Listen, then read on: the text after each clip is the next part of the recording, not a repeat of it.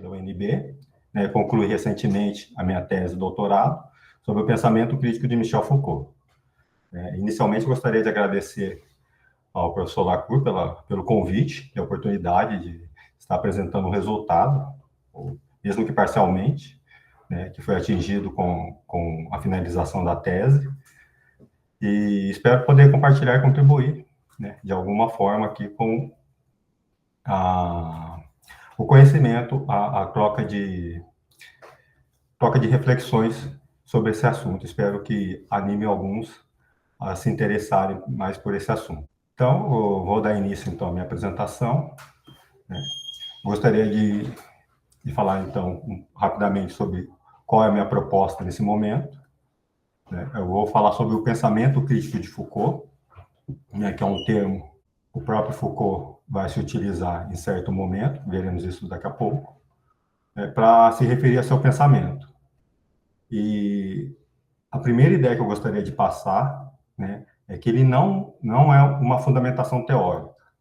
E quando eu digo fundamentação teórica, eu quero me referir que não é uma teoria geral de bases normativas.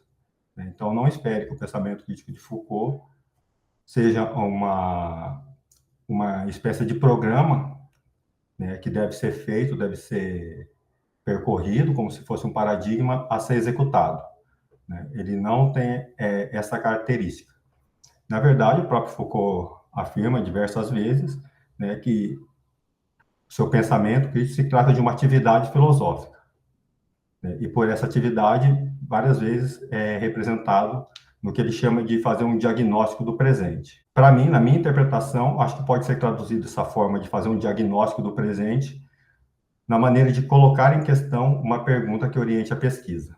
É importante, né, eu salientar, então, que o pensamento crítico não é sistemático. Então, o que eu vou falar aqui não é o que vocês vão encontrar diretamente quando lerem Foucault, ou principalmente não à primeira vista. Para mim, trabalhar essa análise do pensamento crítico depende, então, de você fazer uma análise acerca dos registros do Foucault sobre certas noções de crítica que ele vai trabalhar ao longo da obra, né? E conta também com uma certa interpretação a partir da finalidade de se chegar ao pensamento crítico, né? E também vale ressaltar que falar sobre a crítica no pensamento de Foucault, né, não é um trabalho inédito, né? Já desde de meados da década de 90, autores já trabalharam essa temática no pensamento de Foucault, né, e ela vem crescendo ao longo do tempo. Como o professor Lacour falou, com a publicação de mais e mais material sobre Foucault, essa questão vai se tornando cada vez mais relevante dentro dessa área de pesquisa. O que eu espero contribuir, né, com a minha pesquisa é chegar a um entendimento, né, de uma visão do pensamento crítico de Foucault que contemple alguns aspectos que têm sido negligenciados, né, ou deixados de lado por alguns outros pesquisadores, né? É comum que outros pesquisadores, outros autores, escolham certa característica do que eles entendem por crítica no pensamento de Foucault e trabalhem a partir dessa noção, né? Então, deixando algumas ideias de fora. O desafio que eu enfrentei na minha pesquisa é tentar ao máximo colocar essas diferentes versões que Foucault apresenta da crítica ao longo da sua pesquisa de uma forma que faça algum sentido, de uma forma mais coerente para tentar contemplar, ou melhor, para não deixar incompleto uma forma de análise. Então, é por isso que eu vou tentar apresentar aqui para vocês o que eu chamo de meios de transformação de si, que é uma parte bem pouco estudada na pesquisa de Foucault, né? Que certamente também é uma parte que ele desenvolveu pouco, mas que ele realmente emprega uma grande importância para essa questão, né? E eu vou tentar, então, resgatar, a partir de certos pontos, o porquê essa questão se torna importante no pensamento de Foucault. Então, eu gostaria de começar com uma fala do Foucault, sobre a tradição da filosofia crítica. Vou ler para vocês.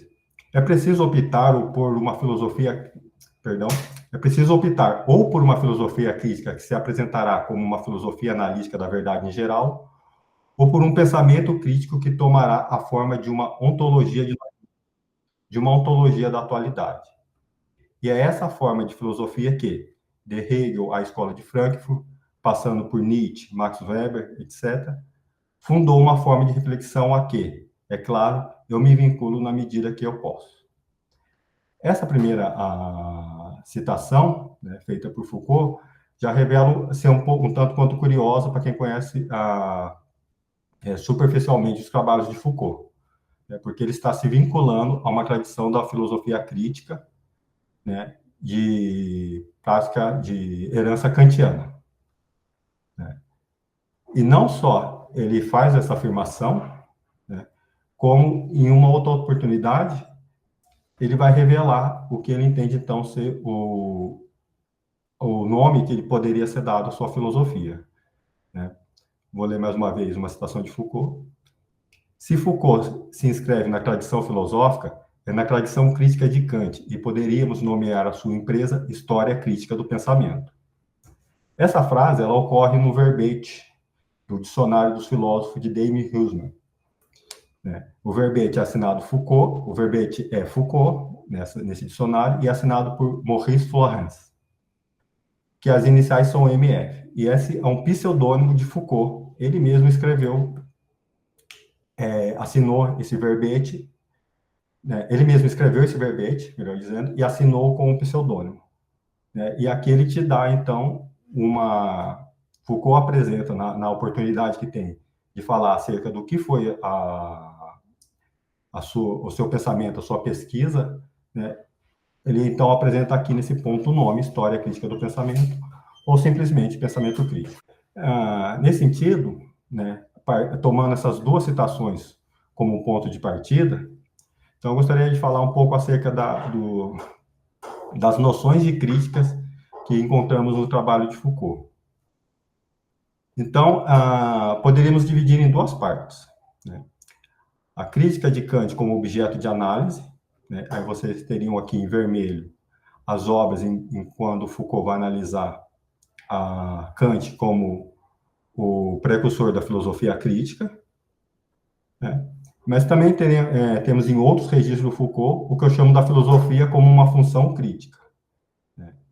E estariam aqui em azul alguns textos, onde Foucault vai trabalhar, então, uma noção própria de crítica, em que ele tenta definir a parte do seu pensamento, ao momento que ele estava sendo construído, a partir de uma função crítica. E o que isso significa, né? Significa que Foucault não escreveu uma filosofia crítica no sentido tradicional da palavra, como se fosse todos os seus trabalhos estivessem comprometidos em falar da crítica, mas ela é uma noção intermitente no seu pensamento, que ela, do início ao fim, vocês podem acompanhar pelas datas, Foucault fica retomando essa questão de tentar falar, então, de uma função crítica dentro da sua filosofia. Então, partindo, então, da importância que o Kant vai assumir para Foucault, já que ele se filia a essa tradição da filosofia crítica kantiana, como ele diz, é possível falar dentro dos seus registros em dois tipos de kantismo de Foucault. Um primeiro, o kantismo de Foucault, é o que ele vai relacionar a crítica à antropologia, né? E essa associação é feita na tese complementar de Foucault e no livro As Palavras e as Coisas. E o resultado, nesse ponto, parece ser um resultado negativo quanto ao que Foucault entende ser a crítica kantiana.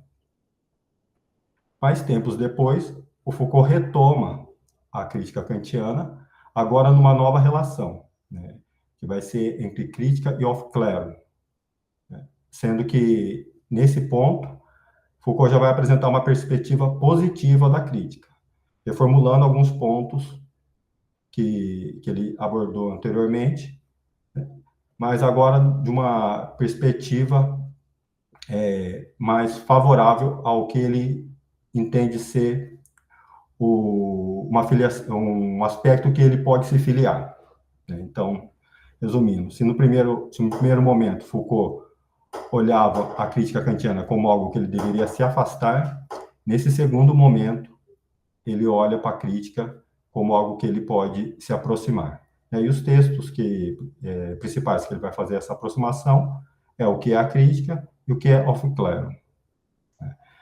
Só um adendo, quanto a esse texto, o que é off-clero, né, ele tem várias traduções possíveis para esse texto. Vocês podem encontrar como o que é esclarecimento, o que são as luzes, né? E para evitar essa confusão, eu coloquei o que é off-cleron, porque é o termo como Foucault vai se referir ao longo do texto. É só fazer essa ressalva, mas se trata do mesmo texto. Então, o que eu posso, nesse momento, sintetizar é que o Foucault vai ter uma visão negativa da crítica kantiana, principalmente porque, no primeiro momento, ele vai seguir uma visão nietzschiana da filosofia de Kant, e no segundo momento, quando ele já tem todo o seu arcabouço teórico, né, suas ferramentas conceituais desenvolvidas, ele volta a retomar a visão de Kant, agora de uma perspectiva mais positiva em relação à filosofia crítica. Então, para abordar esse aspecto que Foucault mantém com a filosofia de Kant, eu gostaria de ler alguns trechos da obra As Palavras e as Coisas. A antropologia constitui talvez a disposição fundamental que comandou e conduziu o pensamento filosófico desde Kant até nós. O homem é uma invenção cuja recente data a arqueologia de nosso pensamento mostra facilmente, e talvez o fim próximo. Então se pode apostar que o homem se desvaneceria como, na orla do mar, um rosto de areia. Bom, essa fala aqui é bem famosa de Foucault, porque ela sintetiza um slogan que ficou muito conhecido como a morte do homem. Então, nesse primeiro momento, podemos notar que Foucault está associando a necessidade dessa morte do homem ao fruto, resultado da antropologia kantiana, né, da qual a própria filosofia crítica teria sido conduzida a fechar o pensamento kantiano em torno dessa questão. Então, nesse momento, o que encontramos é o que eu vou chamar de um primeiro leitmotiv da obra de Foucault, né? Um tema recorrente, porque, embora Foucault esteja atribuindo a Kant, né, essa forma de pensamento que vai desembocar numa espécie de antropologia filosófica, né, ela perpassa outros momentos da obra de Foucault em que Kant não é citado, né? E eu vou resumir, então, pelo nome essa repetição desse tema no nome de Discurso dos Universais Antropocêntricos, que é o quê? Seria a naturalização de efeitos de uma construção sociocultural. Então, eu daria para vocês como exemplo a loucura como doença mental. Na história da loucura, o Foucault vai perceber, né, que a loucura nem sempre foi tratada como doença mental. Ou, de certa forma, não quer dizer, né, melhor, isso não quer dizer que a loucura não seja uma doença. Vamos explicar melhor. O Foucault nota que a loucura, enquanto doença mental, significa que ela é passível de tratamento. Né? E isso ocorre só a partir de um certo momento, com a instituição asilar, com o surgimento da psiquiatria. Antes disso, a loucura ou era excluída, né, como no exemplo da Nau dos Loucos, que ele dá na História da Loucura, ou era confinada, né, em hospitais como uma doença que só teria, então, tratamentos paliativos, né, e não visaria a cura. Então, esse é um aspecto do que Foucault vai chamar de universais antropocêntricos, né? É naturalizar o que foi uma construção sociocultural como algo plenamente dado, como algo que sempre existiu, né? E a representação que ele vai dar para esse discurso dos universais antropocêntricos retorna a Kant, né? Porque vocês devem conhecer as 3 famosas perguntas que Kant coloca na Crítica da Razão Pura, né? O que posso saber, o que devo fazer e o que me é permitido esperar. O Foucault vai associar essas 3 perguntas a uma última, né? Que seria responder o que é o homem. Foucault identifica que a filosofia, em certo momento, passou a girar em torno dessa questão, né? De uma questão colocada por Kant, de que ela deveria responder o que é o homem, né? E como eu mencionei, o Foucault vai fazer então um contra-ataque a partir da filosofia de Nietzsche, né? O Übermensch, o para além do homem, como uma forma de escapar desse discurso dos universais antropocêntricos. Então aqui eu já poderia falar então de uma primeira função crítica no pensamento do Foucault, né? Que é contra a ideia de uma natureza humana, pois essa ideia favorece uma teoria geral do ser humano. O Foucault, né, em contrapartida, ele quer abordar, né, a crítica como uma forma de trabalhar a condição humana, né? Uma abordagem que seja situada, né, a partir daquilo que foi historicamente construído. Então, ele favorece a ideia de uma concepção histórica e crítica dos modos de ser. Esses modos de ser, o Foucault vai retomar ao final da sua pesquisa, próximo da sua morte na década de 1980. Então, para falar dessa primeira função crítica, eu vou ler aqui um trecho da Arqueologia do Saber. Nesse ponto se determina uma empresa cujo perfil foi traçado pela história da loucura, nascimento da clínica, as palavras e as coisas, muito imperfeitamente. Trata-se de uma empresa pela qual se tenta desfazer as últimas sujeições antropológicas. Empresa que quer, em troca, mostrar como essas sujeições puderam se formar. Então, esse daqui é o aspecto da primeira função crítica do Foucault, que é uma forma dele contra-atacar isso que ele chamou na verdade, eu estou chamando de discurso dos universais antropocêntricos, né, que seria, então, essas sujeições antropológicas.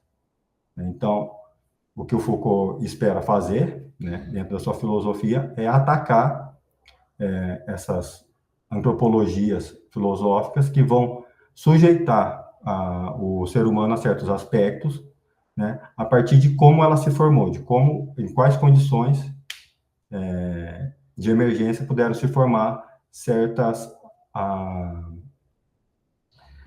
categorias do humano, do ser humano, como no caso eu citei a doença mental, né? Então Foucault espera trabalhar a partir desse sentido. Então eu já aproveito e vou ler também um trecho de uma outra obra de Foucault, Em Defesa da Sociedade, né, Foucault escreve alguns anos após a Arqueologia do Saber. Ele escreveu essa daqui. Esse daqui foi, na verdade, não é uma obra, é um curso de Foucault, de 76, no qual ele escreve: concretamente, se preferirem, não foi certamente uma semiologia da vida em asilo, não foi tampouco uma sociologia da delinquência, mas sim o aparecimento de conteúdos históricos, o que permitiu fazer, tanto do asilo como da prisão, a crítica efetiva. Então, aqui Foucault está reforçando, na minha visão, o que ele prometeu fazer anos atrás em Arqueologia do Saber, né? Trabalhar com esses conteúdos históricos, né, que permitiram a formação do asilo ou da prisão, né, a partir do que ele considera ser uma crítica efetiva, né, em contraponto àquele aspecto de uma crítica que seria, então, voltada para uma teoria geral do ser humano. Então, sobre essa primeira função crítica, né, eu vou nomear ela como o desassujeitamento do discurso dos universais antropocêntricos, né, cuja essa função crítica visa, por um lado, desfazer as sujeições antropocêntricas, como Foucault mencionou anteriormente, e, em contrapartida, fazer a crítica efetiva. Né, que nesse ponto que Foucault fala, dando uma contextualização, né? Ela não necessita ser um paradigma a ser executado, assim como não necessita de alguém privilegiado para exercê-la, né? O que isso quer dizer? Né? Eu vou tomar aqui, por exemplo, que é trabalhado por Foucault como a antipsiquiatria, né? Que aqui no Brasil, né, descolou para o movimento da luta antimanicomial. Por quê? Foucault nota que no movimento da antipsiquiatria, né, ela não foi prevista teoricamente por nenhum pensador, né? E ela, de fato, começou a surgir do que ele chama de saberes sujeitados, né? Então, não foram os políticos nem os médicos que inicialmente começaram a fazer a reforma psiquiátrica, né? Ela veio dos enfermeiros, né? A partir das queixas dos pacientes. Então, a partir desse movimento que veio de baixo, de uma relação de poder, né, mais difusa, e que ocorreu, esse movimento ganhou força até chegar ao ponto que alguns médicos, como Basaglia, ou Copin e Lenin, tomassem voz, né, e realmente instituísse esse movimento. Agora, numa forma, vamos dizer, mais acadêmica, né, com publicações e estudos sobre o tema. E também é importante frisar, né, que esse movimento, ele em nenhum momento se previu ser um projeto global, né, que deveria ocorrer de forma geral e automática para toda instituição, né, psiquiátrica.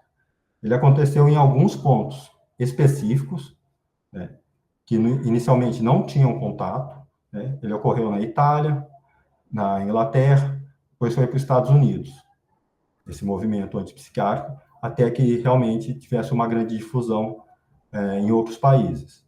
E isso prova, né, o ponto de Foucault, que fazer essa crítica efetiva, ela precisa ser local, situada. Ela não necessita de um trabalho global e coordenado para que ela, então, possa ocorrer.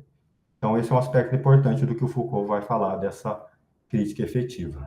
Aqui um ponto, então, do que Foucault fala sobre a antipsiquiatria e o que ele se enxerga dentro desse quadro. Laim desenvolveu uma obra colossal ligada ao seu papel como médico. Ele foi, como Cooper, o verdadeiro fundador da antipsiquiatria, enquanto eu, Foucault, fiz apenas uma análise histórico-crítica. Então, aqui Foucault, observando que foi esse movimento da antipsiquiatria, a qual seu nome ainda hoje é fortemente relacionado, vinculado, né? O Foucault aqui reforça que o que ele está fazendo é uma análise histórico-crítica no seu pensamento, na sua obra, sua pesquisa. Mas a partir dessa primeira questão, dessa questão inicial, o que é o homem, eu pude identificar nas obras de Foucault, que eu vou chamar então de um segundo leitmotiv, um segundo tema recorrente. Porque essa questão inicial, o que é o homem, ela esconde uma questão implícita, né, que seria abordar o que é o normal do homem. Né? Ou, em outra medida, em que sentido se é normal. E Foucault vai entrar, então, nessa questão do problema do normal a partir da influência de Georges Canguilhem, né, para quem Foucault vai se utilizar para abordar as práticas de partilha entre o normal e o anormal. Né? E o resultado que o Foucault chega é que o nosso conhecimento, a história do nosso conhecimento científico, ele está muito mais ancorado em descobrir, discutir e classificar o que é o anormal em vista do que é o normal, como se o normal fosse apenas a ausência de anormalidades. E o que o Foucault entende é que, ao se lidar com o anormal, você tem consequências práticas, né, no que ele vai trabalhar, então, a partir das práticas de sujeição, né, que é o que a crítica visa desfazer. Então, eu chamo esse segundo leitmotiv de processos de normalização, porque ele visa abordar como e onde a sociedade organiza e governa algumas de suas experiências mais fundamentais. Essas experiências mais fundamentais são abordadas por Foucault, que ele considera ser a loucura, a sexualidade, em alguma medida a delinquência, que é menos abordada. Mas, de novo, aqui Foucault não está fazendo uma teoria geral sobre esses aspectos. Né? Ele observa que a sociedade, né, precisa criar as suas estratégias, né, como a punição, a medicalização, o confinamento, a exclusão, essa exclusão que vem lá do seu princípio do biopoder, né, de fazer, viver, deixar morrer, né, em contraponto ao poder soberano. E também ele visa discutir onde, né, a sociedade está organizando essas suas práticas, né, que são as instituições que ele estudou: o asilo, a prisão, a família e até o mercado, né, quando ele vai abordar a questão do neoliberalismo. Então, esse processo de normalização, né, ele ocorre ali no início da década de 70, nas abordagens de Foucault, e vai até o final da mesma década de 70, o nascimento da biopolítica, quando a partir desse ponto Foucault muda a sua grade de análise e se volta para o pensamento greco-latino da antiguidade. Então, só para situar vocês o espectro percorrido por Foucault nesse segundo leitmotiv, né, o processo de normalização. Então, aqui vocês podem acompanhar alguns interesses de pesquisa de Foucault. Foucault se interessou, a partir desse processo de normalização, né, do comportamento desviante. Né? Foucault escreveu um pequeno texto chamado A Vida dos Homens Infames, que é de 1977, no qual o Foucault ele vai atrás de pequenos registros, né, que ocorreram a partir da queda da Bastilha na França, né, que ficaram então que ficaram então disponíveis do que sobrou daquele evento. O que ele identifica são pequenos prontuários em qual você tem rápidas anotações de vida de pessoas que passaram pelaquela instituição. Então, seria uma breve biografia das pessoas que ficaram internadas, contando brevemente como foi a relação dessas pessoas. Né?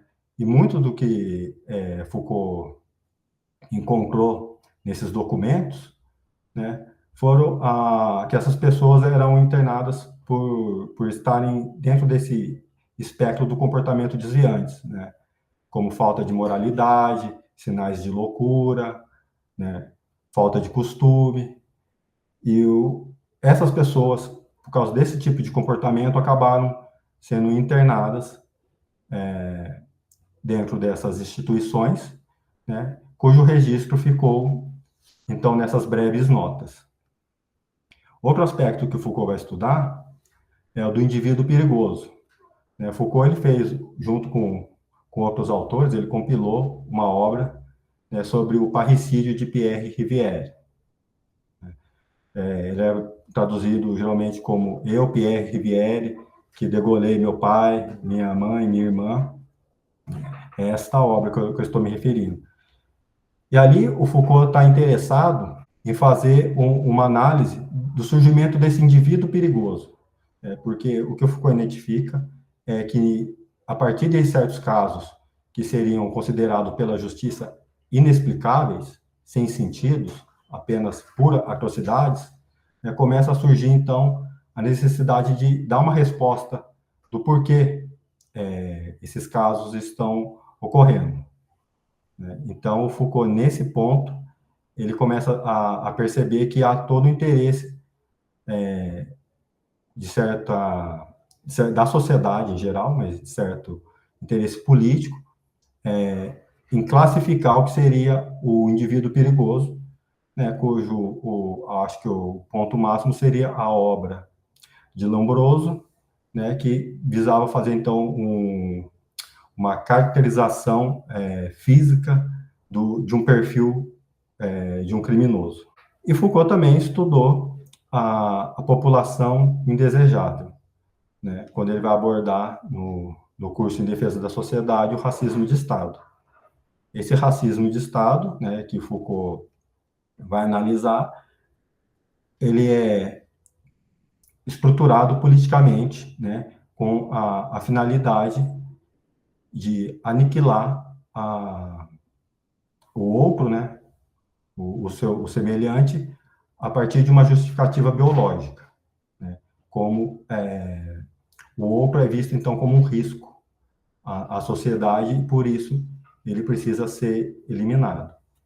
Aqui eu queria trazer um caso que Foucault pouco menciona, mas acho que poderia cair bem, que é quando o caso da eugenia do século XIX até o início do século XX, né, enquanto se achava, então, que deveria haver uma raça superior e que a sociedade deveria, então, trabalhar para proliferar, né, esse tipo de raça superior. E o caso da eugenia tem um acontecimento interessante. Walter Freeman, que ele era um psiquiatra, que ele até chegou a percorrer os Estados Unidos num carro, o chamado lobotomóvel, em que ele fazia sessões para demonstrar a lobotomia como uma medida, né, para fazer o tratamento da loucura. Então, ele entrava, fazia o procedimento da lobotomia, né, para acabar, então, como uma medida que retoma esse comportamento desviante, né? Em vez de fazer o tratamento, né, fazer esse tratamento, ele achava que a lobotomia poderia resolver esses problemas que a sociedade havia enfrentando com a loucura. Então, essa o processo de normalização vai encaminhar para uma segunda função crítica no pensamento de Foucault. Mas é importante eu frisar, né, que ao longo do pensamento de Foucault, ele vai fazendo alguns deslocamentos de alguns tipos de análise que ele iniciou. Então, eu poderia citar que Foucault inicialmente começa fazendo uma análise dos dispositivos saber-poder. Né? Aqui um exemplo para vocês é o panóptico. Né? Então, futuramente, ele vai deslocar essa análise para os jogos políticos, né? Jogos de verdade, né? Cujo o exemplo poderia ser a parresia.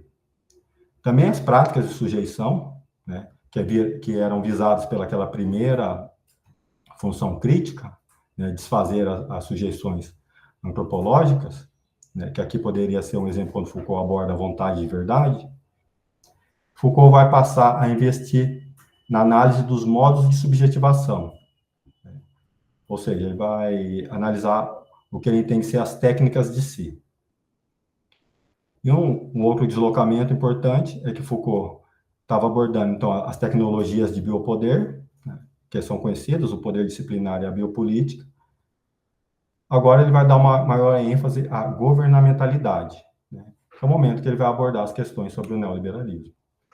Então, só para ressaltar, então, que é importante levar em consideração esses deslocamentos que Foucault faz dentro da sua pesquisa, né, para tentar entender melhor o que ele quer, o que ele visa quando ele fala sobre um pensamento crítico. E aqui eu vou ler um trecho para vocês do texto O que é a Crítica. Pois bem, eu diria que a crítica é o movimento pelo qual o sujeito se dá o direito de interrogar a verdade sobre seus efeitos de poder e o poder sobre seus discursos de verdade. Pois bem, a crítica será a arte da inservidão voluntária, aquela da indocilidade refletida. A crítica teria essencialmente por função o desassujeitamento no jogo do que se poderia chamar, em uma palavra, a política da verdade. Aqui só um adendo que Foucault, em uma entrevista, que é da mesma época que ele publica esse texto, que ele faz, na verdade, isso daqui não é um texto, é uma conferência que ele faz na Sociedade Francesa de Filosofia, em 78. No mesmo ano, ele publica uma entrevista, né, na qual ele usa o termo dessubjetivação. E esse termo só ocorre, até onde eu saiba, nessa entrevista. Eu estou mencionando isso porque eu vou utilizar esse termo dessubjetivação para me referir à segunda função da crítica que eu encontrei na filosofia de Foucault. Então, o Foucault vai se referir a uma atitude crítica, né? E aqui ele opera, então, o seu retorno a Kant, né? Agora, não mais um Kant que liga a crítica à antropologia, mas um retorno a Kant que liga a crítica a Aufklärung. Então, é nesse aspecto que Foucault vai falar, então, de uma atitude crítica que, primeiramente, é formulada da seguinte forma, né? Como não ser de tal forma governado demais, né? Como eu mencionei, é o sentido de uma resposta às questões abertas pelo aquele deslocamento ocorrido na obra de Foucault, né? Que envolve as técnicas de si, a governamentalidade, né? E o aspecto dos jogos de verdade. Um exemplo que Foucault vai trazer, então, sobre essa atitude crítica de não ser de tal forma governado demais, é as contracondutas que ele vai abordar no curso Segurança, Território e População, né, que é um curso de 1977, 78, esse curso, né, no qual ele vai falar sobre aspectos das contracondutas. E o exemplo que Foucault mais destaca seria a reforma protestante. E o que viria a ser essas contracondutas? Ela não é simplesmente a negação total de um aspecto da vida, né, como ser governado. Ela é a recusa em ser governado de tal forma, por tal motivo, a tal custo. É isso que ocorreu na Reforma Protestante, que visou uma nova prática religiosa, né, a partir do manifesto de Martinho Lutero. Então, aqui, sintetizando, né, podemos dizer que a primeira função crítica, né, essa do desassujeitamento do discurso dos universais antropocêntricos, ela é uma crítica à naturalização dos efeitos socioculturais. Em contrapartida, ela pede uma crítica efetiva, né, que não necessita estar vinculada a uma teoria geral da humanidade.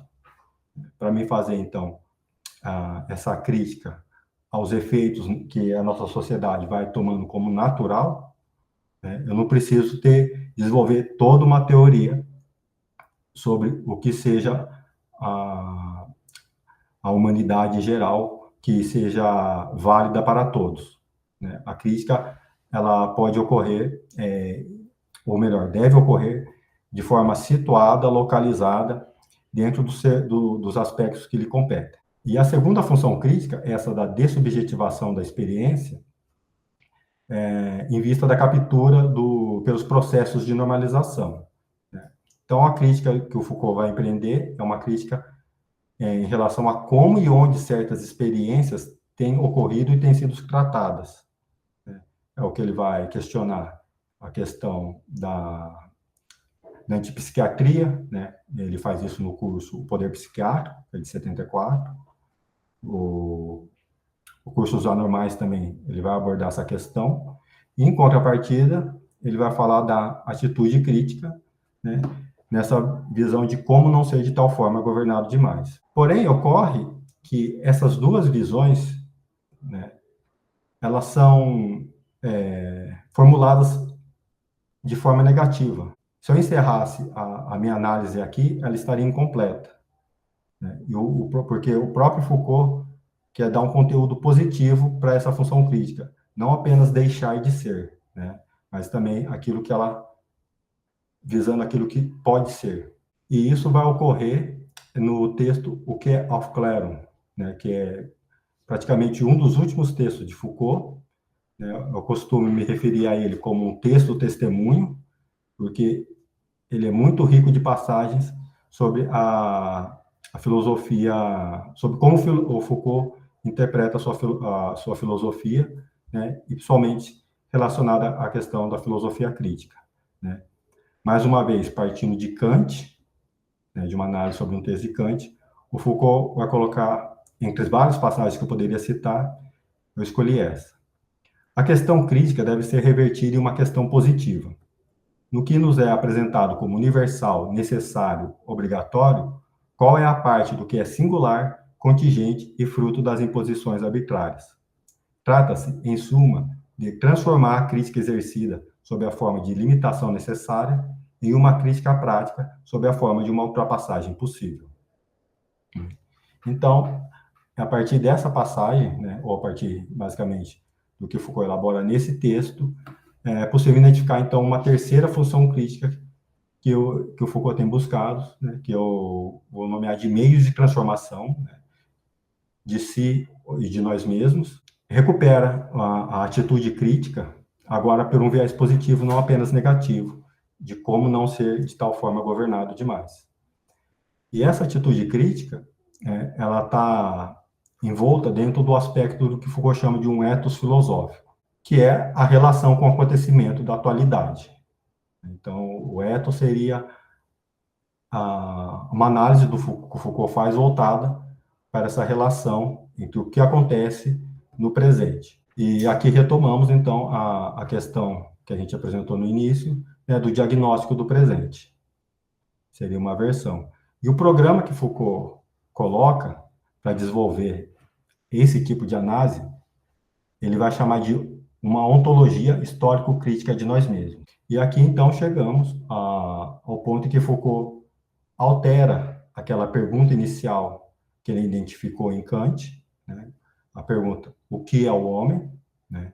Que é uma pergunta que precisa, a qual as funções críticas trabalham para alterar a uma segunda questão, que é propriamente a que Foucault vai se filiar e a que ele espera que a sua filosofia atenda, né, que é o que acontece com quem somos nós atualmente.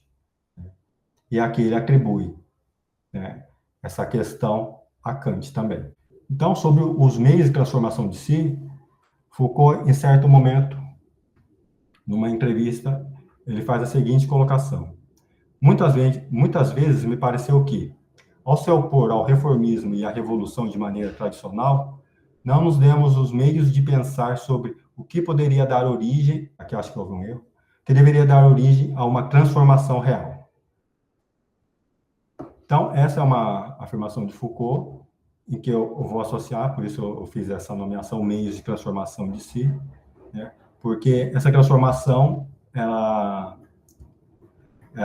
necessita dos meios, né? Necessita que encontremos os meios para que ela ocorra, e é voltado para esses meios que o pensamento, a reflexão filosófica, o pensamento crítico deve estar atento. Então, em relação à crítica e transformação, eu preciso mencionar para vocês que há poucos registros, logo tem pouco desenvolvimento dessa relação dentro do escopo de Foucault. Não foi algo que ele teve a oportunidade de se dedicar tanto quanto ele pôde fazer nos aspectos que eu mostrei anteriormente na minha fala. Então, para entender o que viria a ser essa transformação, né, a gente poderia tomar por base o que é transformação, o que é uma transformação em vista das ciências sociais, né? Aqui colocado de um modo bem genérico, nós poderíamos definir como mudanças profundas nas estruturas sociais e seu funcionamento. Então, nas ciências sociais, as transformações teriam, falar em transformação teria esse aspecto. Aqui, claro, resumindo de um modo bem geral. Em Foucault, a transformação ela vai estar relacionada a uma diferença entre o que pensamos que somos e uma diferença entre o que já não somos daquilo que pensamos que somos. Essa diferença é o espaço que Foucault deixa, então, para falar sobre a transformação. Por quê? Porque essa atitude crítica que Foucault vai mencionar nesse último texto sobre o que é afro-claro, Foucault vai condicionar a atitude crítica a ela ser também uma atitude limite, né, que retoma o lema do texto do texto de Kant, o texto original de Kant, né, que é o lema sapere aude, né, ouse saber, o que poderia ser também traduzido como tenha coragem de verdade. Foucault vai usar muito essa expressão, né, que é uma atitude de não se conformar, não aceitar prontamente tudo que é dito, tudo que é feito, todo comportamento que é imposto. E ele vai continuar também a essa atitude limite, é uma atitude experimental, né? Então, que volta à crítica como dessubjetivação, né? Que visa, então, colocar à prova o atual, né? Então, de tudo que tem sido repetido, de tudo que tem sido feito, de tudo que tem acontecido, que tem sido reproduzido de forma automática na sociedade, então é preciso colocar à prova a atualidade dessas práticas, né? Para que então assim vai ocorrer essa transformação. E notem que a transformação de Foucault ela condiz com aquele aspecto da crítica efetiva, né, que é uma transformação local, localizada, situada, que não visa ser uma transformação de toda a sociedade, né, mas em certos aspectos que ela ocorra e tem a iniciativa, pode ter a iniciativa de qualquer pessoa, né, ela não precisa de uma formulação geral, de ter um alcance global para que ela seja válida. Então, como temos poucos elementos dentro do registro do Foucault para trabalhar a relação da transformação em si, né, a minha ideia é trabalhar alguns aspectos que Foucault, em algum momento da sua pesquisa, mencionou, deu algum desenvolvimento, né, mas não pôde finalizar dentro de uma obra posterior voltada para esses meios de transformação, né? Mas seriam essas figuras que o Foucault trabalhou, então poderiam ser adotadas como certo tipo de respostas aos desafios colocados. Então, aqui tem algumas das figuras, não sei se tem mais, mas eu encontrei essas, que seriam as figuras da experiência limite, que Foucault aborda no início da sua pesquisa, lá nos anos 60, quando ele ainda trabalha muito questão relacionada à literatura ou à crítica literária, né? Experiência limite, que seria ligada a um novo tipo de discurso, um discurso que não seria prontamente um discurso voltado para o conhecimento, né, para o saber, que a gente poderia falar até aqui num ethos científico, nessa questão, né, que é aquele que constrói, delimita e categoriza o objeto, como seria o objeto loucura, né, o que pode ou não pode ser considerado loucura, por um outro tipo de experiência discursiva, que seria o discurso que Foucault entende está presente na literatura de Blanchot, Bataille, né, entre outros críticos literários, porque é um tipo de discurso que está voltado para a experiência, né, provocar uma experiência, né, e não tanto em construir um saber, mas construir uma experiência para quem entra em contato com esse tipo de discurso. Do mesmo modo, Foucault também vai falar das lutas de resistência, né, como eu mencionei nas contas-condutas, né, no aspecto da reforma protestante, e esse aspecto das lutas de resistências, elas envolvem, então, uma certa contramedida das relações de poder, né? Como Foucault vai dizer, não é que exista uma teoria geral do poder, né? Retomando aquela fala inicial da fundamentação teórica, né? Para quem investiga e acha que Foucault está voltado para descrever uma teoria geral do poder, né? Essas lutas, a análise dessas lutas de resistência mostram que não se trata de que o poder está em todo lugar, né? Mas sim que o poder pode surgir de todo lugar. E isso também implica que as lutas de resistência também podem surgir em todos os locais. A parresia também, que é um aspecto que Foucault estuda no final da sua obra, né, já lá próximo da sua morte, que fala sobre a coragem de verdade, um certo tipo de fala no qual você coloca em risco a sua própria vida para o exercício de dizer a verdade, né? A parresia pode ser traduzida, né, como coragem de verdade, relacionando aquele lema ao lema kantiano, né, do Sapere-Aude. Outra figura que Foucault aborda, né, aborda em algumas entrevistas, em alguns textos secundários dele, é o direito dos governados. É uma figura que visa repensar os direitos humanos, enquanto essa visão global, né, dos direitos de todos os seres humanos, né? Não que Foucault seja contra os direitos humanos. Ele até fala que seria muito bom se eles funcionassem. Ele discursa a favor, né, do direito dos governados, que seria a capacidade de cada cidadão, né, ter de defender os seus próprios direitos em nome de outros. Um caso que Foucault atuou em favor dos direitos dos governados foi no caso dos Boat People, né, que seriam os refugiados vietnamitas da década de 80. Foucault chegou até a levar essa questão à Assembleia das Nações Unidas. E um outro aspecto também que poderia se encaixar como meio de transformação de si seria a estética da existência, né? Que para muitos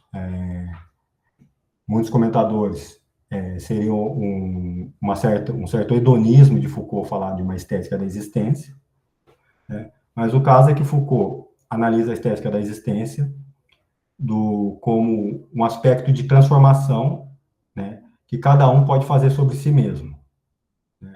O lema de tornar a vida uma obra bela, uma obra de arte, né, Foucault vai recuperar certamente do pensamento antigo, né, do pensamento grego.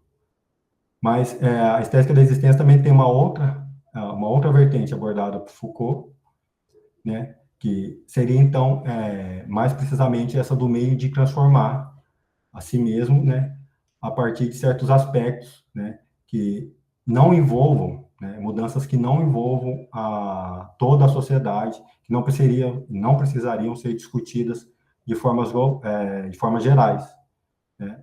Algumas mudanças nos seus modos de ser, modos de se comportar, nas maneiras de viver, né, que poderiam ser elegidas pelas pessoas a partir de certas preferências, né? Foucault identificou que isso ocorria no pensamento antigo, né, e ele recupera, então, certos aspectos para trazer para a sua própria análise do que ele entende como uma visão ética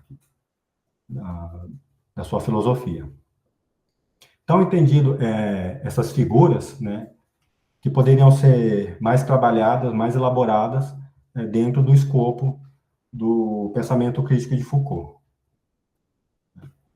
Então, sintetizando, aqui eu já vou finalizando a minha fala, o pensamento crítico, então, ele é diferente de uma fundamentação teórica, né, já que ele não é uma visão geral, um aspecto de bases normativas que deveriam ser aplicadas a todos, né? Foucault não desenvolveu análises desse tipo dentro da sua filosofia, mesmo aqueles que imputam a Foucault o aspecto de uma teoria geral do poder, né? Não é disso que se trata, né? O próprio Foucault rechaça essa rotulação, por assim dizer. E então o aspecto crítico ele é focado sobre, primeiramente, colocar em questão uma pergunta que oriente a pesquisa, né? E aqui é o aspecto kantiano que Foucault adota para ele, né, que é passar daquela pergunta geral, o que é o homem, para uma pergunta, né, mais situada, voltada para o ethos, que Foucault chama de ethos filosófico, que é o que acontece com quem somos nós atualmente. Ela também é sobre as formas de problematização da condição humana, né? Então, o pensamento crítico visa combater a naturalização daqueles efeitos que são oriundos da construção social, das nossas práticas, das nossas relações, né, que depois são dados como algo inerente, natural à condição humana, para então depois eles sofrerem dos efeitos sofrerem daquele processo de normalização. E também é sobre experimentos de dessubjetivação e desassujeitamento, né? Então é preciso investigar como e onde certas experiências que o Foucault vai considerar fundamentais, certas experiências nossas têm sido tratadas, têm sido organizadas de que forma a gente organiza e prepara os locais onde essas experiências devem ocorrer, né? Como tem sido pensado e organizado as prisões, os asilos, né? São essas questões que Foucault procurou organizar em seu pensamento, né? E, enfim, também, né, para que o pensamento dele, o pensamento crítico não fique incompleto, é sobre buscar meios de transformação de si, né, que pode ser analisado a partir dessas figuras que eu mencionei anteriormente. Assim, pode-se dizer que Foucault se insere na tradição da filosofia crítica de Kant por meio das funções críticas de seu pensamento, ao longo das questões que ele mesmo foi desenvolvendo ao longo da sua pesquisa. Então, para encerrar, eu deixo essa formulação aqui do pensamento crítico de Foucault. Penso que há aí a possibilidade de elaborar uma história daquilo que fizemos e que seja, ao mesmo tempo, uma análise daquilo que somos. Uma análise teórica que tenha um sentido político. Quero dizer, uma análise que tenha um sentido para o que queremos aceitar, recusar, mudar de nós mesmos em nossa atualidade. Trata-se, em suma, de partir em busca de uma outra filosofia crítica. Uma filosofia que não determina as condições e os limites de um conhecimento do objeto, mas as condições e as possibilidades indefinidas de transformação de si. Então, com essa frase, eu acho que é a frase que sintetiza o que Foucault entende ser o seu pensamento crítico, eu finalizo a minha apresentação. Então, é isso. Muito obrigado. Vou devolver a palavra agora ao professor Lacour. Não, pode ficar. Obrigado, Jefferson. Como a nossa apresentação é híbrida, vou aparecer de vez em quando atrás de você. Então, agradeço muito pela fala, a clareza, o trabalho de apresentação, de síntese desse trabalho. Acho que a gente já entendeu o que você está adicionando em vez a mais dos outros comentadores. Eu gostaria de já abrir a possibilidade de pergunta, lançando a minha. Você mencionou, não, a herança do kantismo que Foucault aceita e a herança que ele rejeita, basicamente. Isso vale na época que a gente tinha poucos estudos na antropologia de Kant, né? Tinha uma pequena menção de Heidegger, mas o primeiro estudo cuidadoso foi aquele de Foucault. Só que a partir dos anos 90 a gente teve outra visão da antropologia de Kant, da sistematicidade da filosofia dele, e não sei bem se ainda é possível cortar assim dois Kant, um Kant, digamos, das condições de possibilidade do saber, um Kant da atualidade. Estou me referindo, em particular, aos trabalhos do nosso colega aqui, Alexandre Hahn, do Departamento de Filosofia, que trabalhou profundamente sobre antropologia moral e antropologia pragmática e mostra, de maneira convincente, na minha opinião, que essa divisão Foucaultiana pertence a uma leitura passada da antropologia de Kant. Então, você poderia responder a essa objeção, porque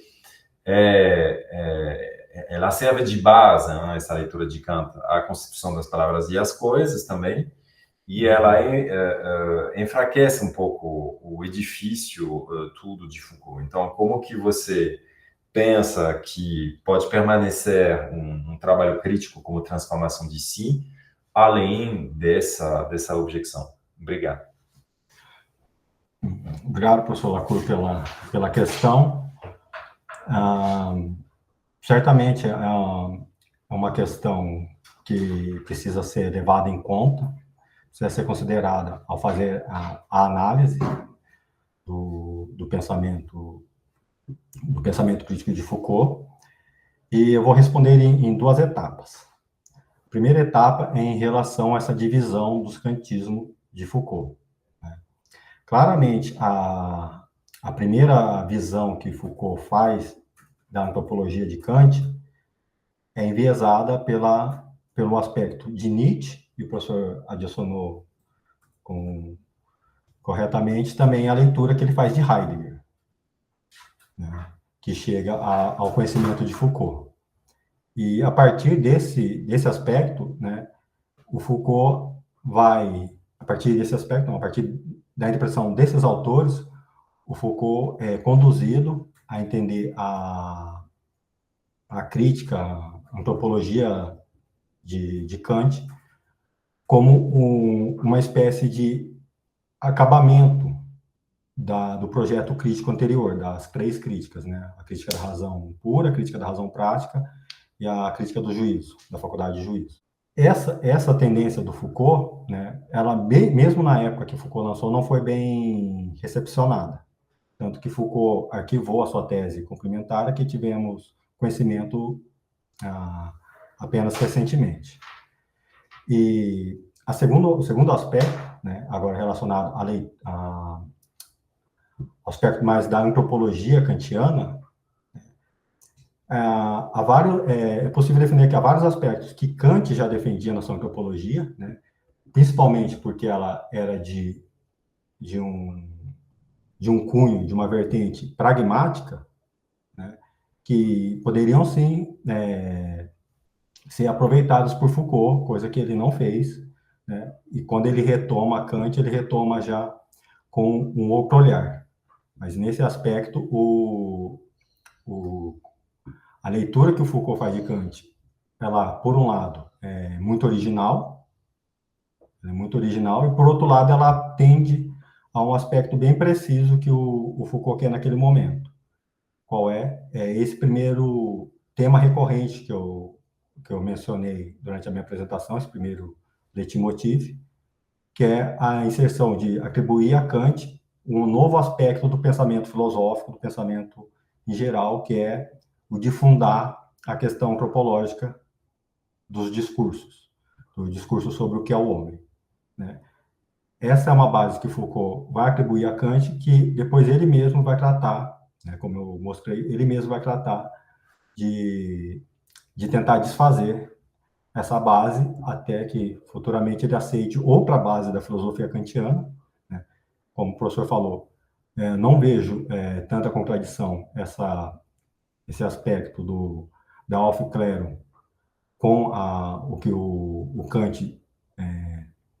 Kant previa ou projetava para a sua antropologia pragmática, né? Antropologia no sentido pragmático, como é a obra do Kant. Creio que poderia ser melhor aproveitado pelo Foucault, sim. E, então, resumindo, 2 kantismos de Foucault enquanto registro na obra de Foucault, né, que parece estar distante um do outro. E, no segundo aspecto, né, poderia ser dito que há um kantismo só em Foucault, né, se for levado em conta esse outro aspecto já presente na obra de Kant, né, só não foi contemplado por Foucault anteriormente, mas que poderia facilmente ser continuado ao longo da sequência da obra, da análise que Foucault faz da obra de Kant. Ok? Mais alguma questão? Obrigado, Jefferson. Temos aqui uma pergunta do Daniel. Foucault chegar a ser propositiva em relação a formas de estética da existência enquanto meios de transformação? Então, isso é uma boa pergunta. Qual ponto os meios de transformação tem a ver com a estética da existência? Sim. Agradeço a pergunta do Daniel. Em relação à estética da existência, também eu poderia dividir a resposta em 2 análises, né? Uma que é o que o Foucault recupera a estética da existência enquanto parte do pensamento grego, latino, né, da antiguidade, em qual ele vai analisar o que ele chama de práticas de si. Seriam as práticas que eram elegidas pelas pessoas para formar o seu caráter. Então, seria um jogo, a estética da existência estaria relacionada a esse jogo de eleição, não que ela seja qualquer coisa, mas a a pessoa escolheria estar obrigado a certos preceitos. Né? Seriam certos preceitos que ela aceita adotar para formar o seu caráter. Né? No pensamento antigo, né, a formação desse caráter está muito relacionada à questão política, porque os gregos entendiam que antes de você governar os outros, você deveria ser capaz de governar a si mesmo. Então, era uma concepção do pensamento grego, e essa concepção de fazer uma análise, não, fazer uma elaboração, um trabalho sobre os próprios impulsos, os próprios desejos, né, era também uma questão relacionada a uma boa condução política. Então, esse é um aspecto que Foucault vai acionar dentro desse campo, que ele vai falar um pouco da estética da existência. Em outro momento, Foucault também vai falar dessa estética da existência como algo mais propositivo. Né? Aí ele recupera algumas noções, algumas figuras históricas, como o Baudelaire, né? O dandismo. Né? O dandismo, que é essa figura da criação de si, da invenção de si, né? Das pessoas que estão preocupadas em criar um próprio estilo. O que Foucault tem de propositivo nessa questão da estética da existência como meio de transformação é resgatar que a modernidade, né, o pensamento moderno, embora ele tenha sido um pensamento muito voltado para as questões de ética, política, né, na construção de alguns preceitos universais, né, ela também tem essa abordagem, também tem essa característica, né, das pessoas que querem criar os seus próprios estilos, né, que está relacionado, então, ao surgimento da estética moderna. Então, de propositivo que Foucault teria seria adotar a estética da existência como um substituto, né, à concepção ética e moral pautada em normas de conduta, em criação de códigos, né? Seria não só pensar a ética e a moral a partir desses pontos, né? Quais seriam as regras mais justas da sociedade, não que não seja importante, né? Mas o Foucault abre espaço também para pensar a ética e a moral a partir dessas estéticas da existência, que seriam aspectos pessoais que as pessoas elegem enquanto prática de si, enquanto elaboração da sua própria subjetividade. Jefferson, mais uma pergunta pessoal para... desculpa, não aparece isso aqui. Mais uma pergunta pessoal para você esclarecer a sua fala. Você destacou a sua originalidade, mas eu gostaria que vocês sublinhassem melhor por que tal e tal comentador não conseguiu enfrentar esse ponto. Então, de maneira negativa agora, destacar a sua originalidade, mostrando porque o que você estudou não foi estudado pelos outros. Também eu acho que tem uma virtude pedagógica. Obrigado. Bom, nesse ponto, por esclarecer que, como eu mencionei anteriormente, há um certo número dado de comentadores acerca do pensamento crítico de Foucault, né? E eu vou mencionar aqui, então, apenas 2 trabalhos, né, para tentar diferenciar aquilo que eu pesquiso do que eles pesquisaram. O trabalho da Beatrice Rahn, né, ela escreveu o Projeto Crítico de Foucault. Ela se volta para fazer uma análise do que ela entende ser o pensamento crítico de Foucault como uma pergunta central de pesquisa, como se houvesse uma pergunta que Foucault quisesse responder ao longo de toda a sua pesquisa. E ela vai eleger essa pergunta como o a priori histórico, né, que seriam as condições e possibilidades de certa de certas formas gerais. A Beatrice Rand, ela elege o que o Foucault chama de a priori histórico, né, que seria a análise das condições e possibilidades de existência. E seria todo o trabalho de Foucault deveria se desenvolver acerca dessa questão de analisar as condições de possibilidades de experiência. Na minha visão, essa análise ela é um pouco restritiva a um certo aspecto da crítica de Foucault. Como eu disse, ela não contempla outras vertentes, a autora não contempla outras vertentes da crítica de Foucault, né? E ela faz algo que é ficar atribuindo todos os outros desenvolvimentos de Foucault para essa questão, como se a cada momento Foucault estivesse somente preocupado em responder esse tipo de questão, né? O que para mim é um equívoco, né? Além disso, há outros conceitos de Foucault que têm mais importância do que o a priori histórico, né?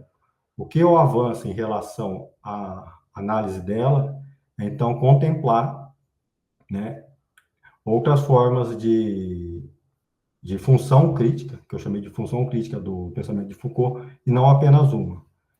Como eu tentei demonstrar, Foucault vai, ao longo da sua pesquisa, elaborando de outras formas, com outros aspectos, o que ele entende ser a função da sua filosofia, essa função crítica da filosofia, né? Ou, dito de outro modo, o que seu pensamento tem que corresponde a uma filosofia crítica. Então, ao contrário da Beatrice Rand, eu entendo que o Foucault, né, ele tem mais, ele traz mais aspectos de funções críticas que ele tenta atribuir ao seu pensamento do que apenas esse do a priori histórico, enquanto as condições e possibilidades da existência de discurso, da existência de práticas. Outro comentador que eu vou citar é o Kuhlmann. E o Kuhlmann já faz um trabalho que já é bem mais comum nos estudos sobre Foucault, que é relacionar a filosofia de Foucault com Habermas. Então, ele tenta fazer uma associação da genealogia de Foucault com a abordagem, né, emancipatória do Habermas. O Kuhlmann, ele também tem uma noção, ele também trabalha com uma noção de crítica, mas nesse ponto é a crítica como problematização, né, a que eu entendo ser melhor para trabalhar, diferente da visão da Rand. Mas o Kuhlmann, ele se desvia, né, porque no final ele tenta não mais analisar o programa do Foucault, né, o projeto do Foucault, naquilo que o Foucault realmente tentou desenvolver, ele se volta para tentar analisar o que poderia ser feito da análise de Foucault em relação ao projeto do Habermas. Então, o que me diferencia nessa perspectiva é que eu não me volto para os comentadores ou outros diálogos de Foucault, me foco mais na análise do Foucault mesmo, na sua pesquisa, e eu tento trazer, então, o aspecto desse meio de transformação de si, né, que o Kuhlmann não aborda, porque ele vai substituir esse aspecto pela filosofia habermasiana, né, do discurso, da argumentação, né, do agir comunicativo, né, que ele vai, então, para essa vertente. E eu abordo, então, essa questão dos meios de transformação de si. E há outros trabalhos que vão tentar associar o pensamento de Foucault, né, a partir daquelas figuras que eu analisei. Pode ser encontrado trabalhos que fazem associação entre o lema kantiano, né, do ouse saber com a parresia, né, entre outros tipos de análise, né. O que eu acho que o meu trabalho tem a contribuir dentro desses estudos acadêmicos primeiramente, não limitar a minha análise a uma forma de função crítica, a uma forma de crítica, então desdobrar todas elas, o que acaba sendo um desafio, porque acaba complicando muito mais a análise, mas eu me justifico a fim de tentar chegar a abordar esses meios de transformação de si, que é dito e mencionado por Foucault, né, como eu li na última passagem, de uma forma como ele espera que a filosofia crítica, a função crítica atinja, né?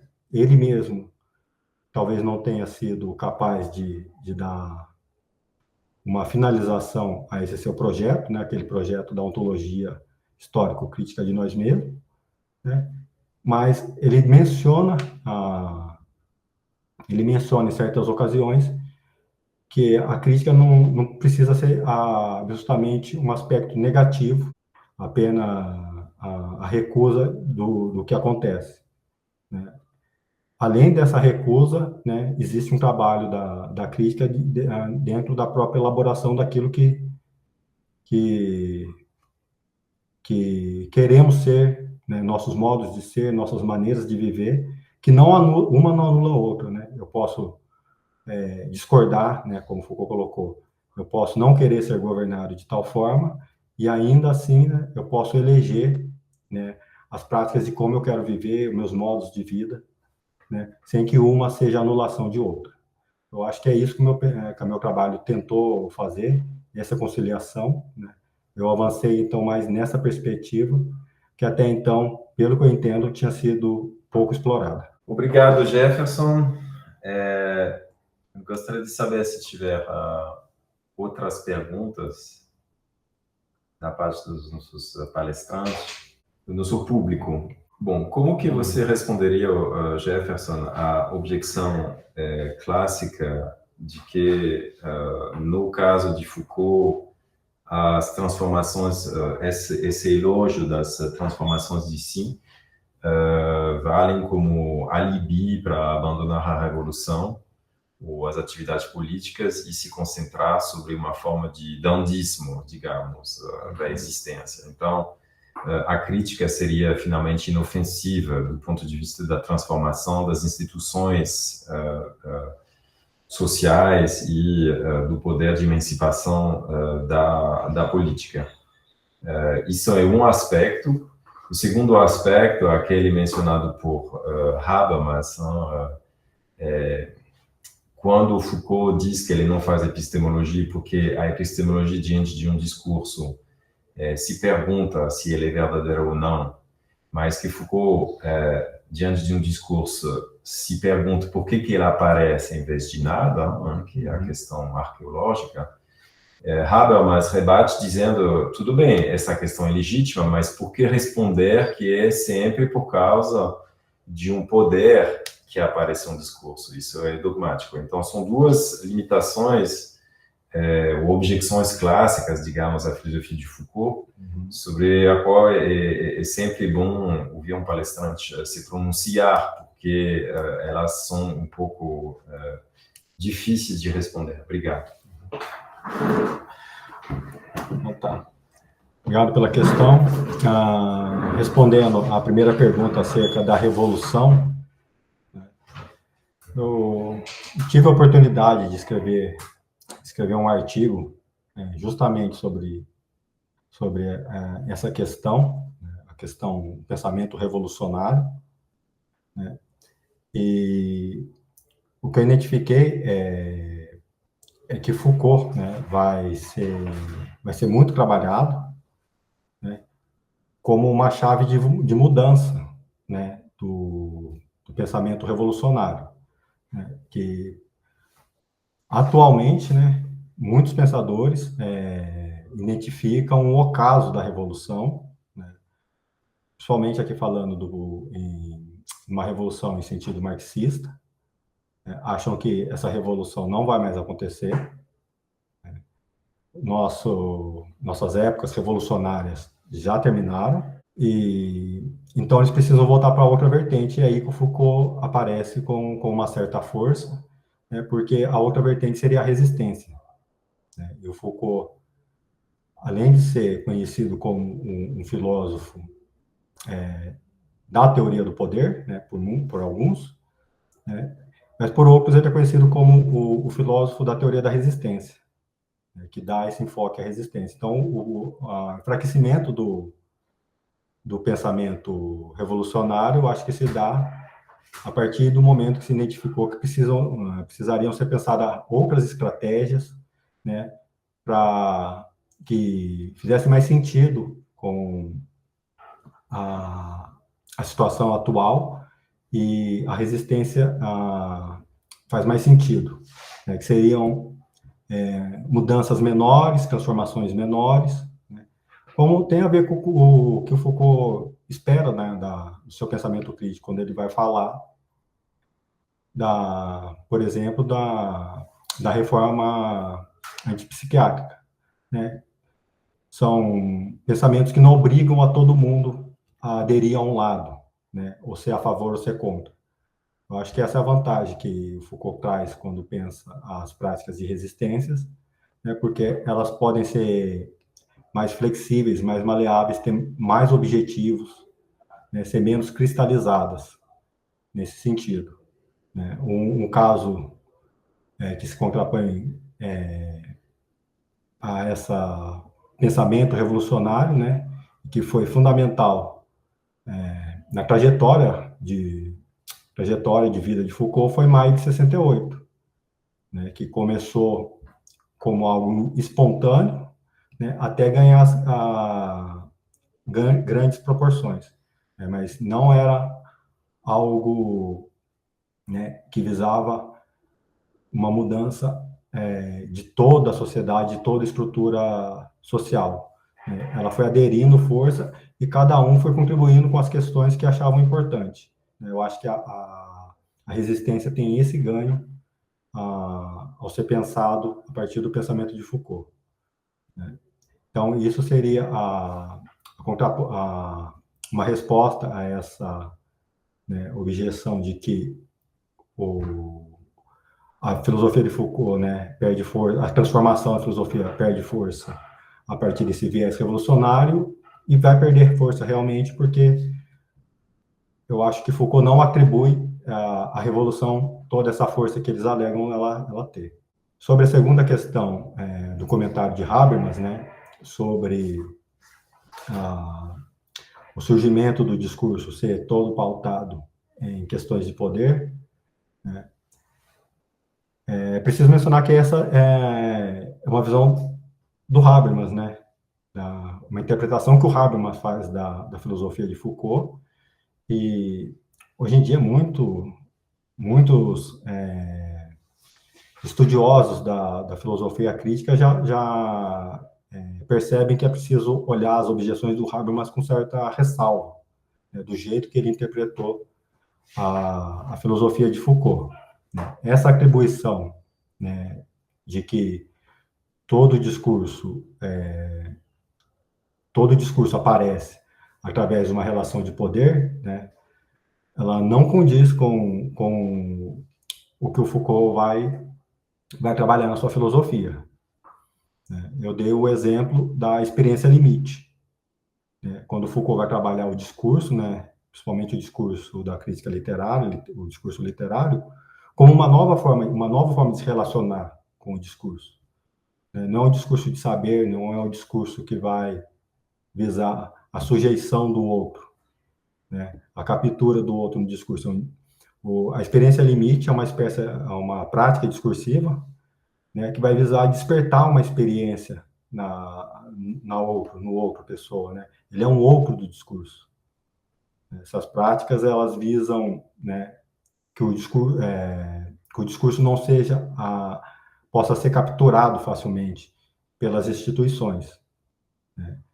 Mas o que o Habermas tem razão em dizer, né, porque o Foucault afirma isso, é que o discurso é algo que está sempre em jogo, né? O discurso é disputado pelos jogos de poder, né?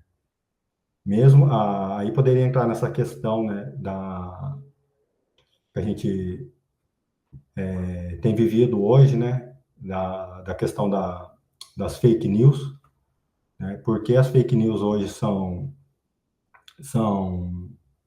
não tão certo, são tão proliferadas, né, pelas pessoas, né, que não seja apenas um argumento de que as pessoas querem agir de má fé, né? É porque elas são disputadas, né? O discurso sobre a verdade é disputado, né? O discurso sobre o conhecimento ele é disputado porque ele traz alguma forma de retorno, né? No caso das fake news, ele traz uma forma de retorno financeiro, né? Por aquele que divulga. Tá? Então, ele não é só uma forma de má fé, né, das pessoas. Não, ele tem um interesse e tem um interesse que está envolvido com aspectos econômicos, aspectos institucionais, né? Quem tem a briga pelo o direito da palavra, quem pode falar, quem não pode falar. Então, o que o Foucault vai abordar na figura da vontade de verdade, né? A exclusão e a divisão, a distribuição do discurso dentro de uma sociedade. Acho que é sobre o Habermas, acho que seria essa pontuação. Por um lado, Foucault dá margem para outros tipos de discursos que não sejam só os discursos voltados para para o discurso relacionado ao saber-poder, né? Ele dá margem para outras aberturas dentro da filosofia dele, e dentro dessa margem do saber-poder é porque os discursos, de alguma forma, eles surgem por disputas. É isso que faz o discurso surgirem e se proliferarem, um discurso anular o outro discurso também. Muito obrigado, Jefferson, pela resposta para essas perguntas que são essenciais. Obrigado pela clareza da sua apresentação. É muito bom ver que você agora se tornou o especialista mundial do seu tópico de tese e é capaz de apresentar o debate, entrar no debate até no nível internacional. Gostaria de sublinhar que essa gravação será disponibilizada, mas também publicada na forma de um artigo em breve, né, sobre o qual trabalhamos. Gostaria de perguntar uma última vez se tiver outras perguntas, e se não, vamos agradecer a presença do Jefferson aqui, a presença de todas e todos, e nos encontramos, então, no mês que vem, para uma fala da Lorraine Colares sobre a estética da existência de Michel Foucault, também um trabalho de ótima qualidade, que vai ser defendido antes de Natal, e será uma preparação da defesa para Lorraine. Então, eu vou precisar a data em breve nos canais de comunicação normal, e depois faremos uma pausa para o período de Natal, não, para voltar só em janeiro com outros autores dessa vez. Então, obrigado a todas e todos e até a próxima.